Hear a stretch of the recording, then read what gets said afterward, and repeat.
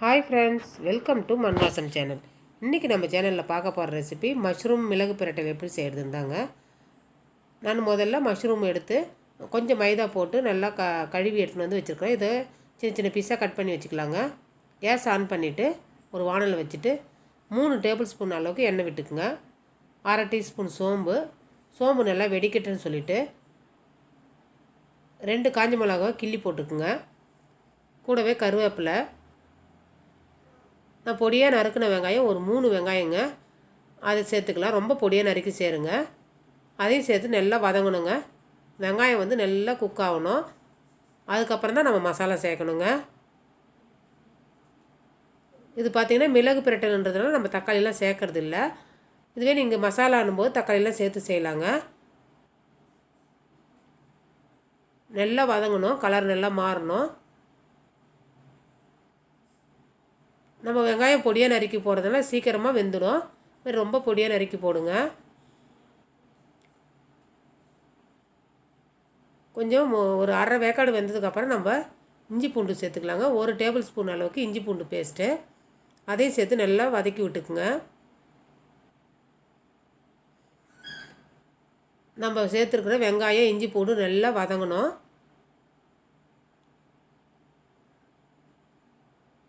இஞ்சி பூண்டு போட்டதுக்கப்புறம் ஒட்ட ஆரம்பிக்குங்க. கொஞ்சம் நல்லா மீடியம் ஃப்ளேமில் வச்சு வதக்கி விட்டுக்குங்க. இந்த அளவுக்கு வதங்கணுங்க. வெங்காயத்துடைய கலர் பாருங்கள், நல்லா வதங்கி மெரூன் கலரில் இருக்குது. இந்த டைமில் மசாலா சேர்த்துக்கலாம்.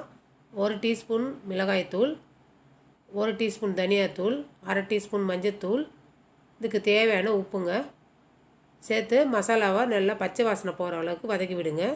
அடுப்பை மீடியம் ஃப்ளேமில் வச்சு அதுக்கப்புறம் மசாலா வதக்கி விடுங்க. மசாலா போட்டதுக்கப்புறம் தீ ஏறத்துக்கு சான்ஸ் இருக்குது, அதனால் மீடியம் ஃப்ளேமில் வச்சு வதக்குங்க. பாருங்கள், நல்லா கொஞ்சம் பச்சை வாசனை போகிற அளவுக்கு வதங்கி நம்ம போட்டிருக்க எண்ணெய்லாம் மேலே வந்திருக்கு. இந்த டைமில் ஒரு சின்ன கிளாஸ் அளவு 100 ml தண்ணி விட்டுக்குங்க. தண்ணி சேர்த்து நல்லா மசாலாவை கலக்கி விடுங்க. ஓரத்தில் இருக்கிற அந்த வெங்காயத்தெல்லாம் எடுத்து விட்டுட்டு கலக்கி விடுங்க. அவ்வளோதாங்க. ஒரு மூடி போட்டு ஸ்லோ ஃப்ளேமில் ஒரு 10 நிமிஷம் அப்படியே மசாலா கொதிக்கிட்டோங்க. பாருங்கள், 10 நிமிஷம் கழித்து காமிக்கிறேன் பாருங்கள். நம்ம போட்ட தண்ணியெலாம் சுண்டி எண்ணெய்லாம் நல்லா பிரிஞ்சு வந்திருக்குது பாருங்கள். இந்த மாதிரி நல்லா மசாலா உங்களுக்கு குக் ஆகணும். அப்போ தான் நல்லா சூப்பராக இருக்கும் இந்த மிளகு பிரட்டல். அவ்வளோதாங்க. நான் மஷ்ரூமை கட் பண்ணி வச்சுருக்கேன், அதையும் சேர்த்துக்கலாங்க. நான் தண்டும் சேர்த்து கட் பண்ணி வச்சுருக்கிறேன். நீங்கள் தண்டு வேணும்னா அவாய்ட் பண்ணுறங்க. மஷ்ரூம் போட்டு நல்லா பரட்டி விடுங்க, அந்த மசாலா கூட ஒன்று சேர்ற மாதிரி.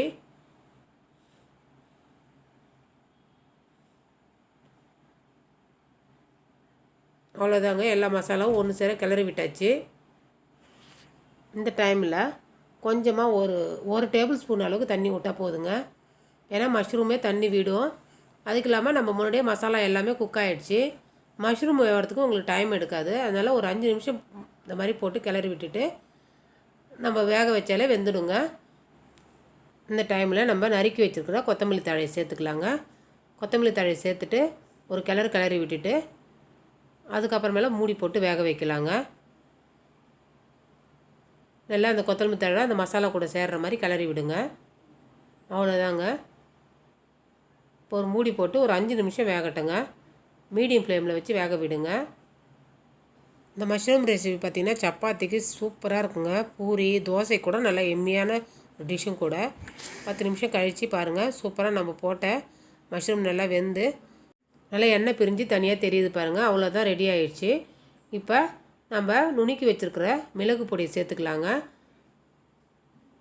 நல்லா ஒரு டேபிள் ஸ்பூன் அளவுக்கு மிளகு எடுத்து நுணுக்கிட்டேன், அதை சேர்த்துக்கின்னு கூடவே ஒரு 1/2 டீஸ்பூன் சோம்பு, அதையும் பவுட்ரு பண்ணி சேர்த்துக்கலாம். கூடவே கொஞ்சம் மல்லித்தழை,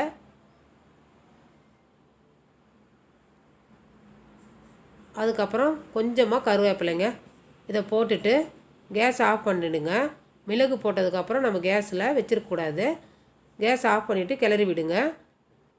ஏன்னா மிளகு வந்து உங்களுக்கு கசப்பு தன்மை கொடுக்கும். அதனால் மிளகை போட்டதுக்கப்புறம் கேஸ் ஆஃப் பண்ணுறங்க. நல்லா கிளறி விடுங்க. பார்க்கும்போதே பாருங்கள் எவ்வளோ எம்மியான ஒரு டிஷ்ஷு. சூப்பராக ரெடி ஆகிடுச்சு. இந்த ரெசிபி பிடிச்சிங்கன்னா மண் வாசம் சேனலை லைக் பண்ணுங்கள், ஷேர் பண்ணுங்கள், கமெண்ட் பண்ணுங்கள், சப்ஸ்கிரைப் பண்ணுங்கள். தேங்க்யூ.